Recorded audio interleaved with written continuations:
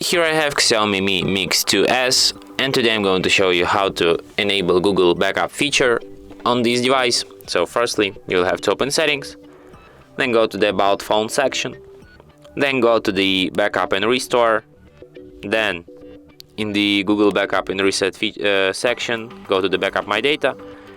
Then here you have to enable this Turn on Backups feature. Next, what you will have to do is to go to the backup account and add your backup Google account.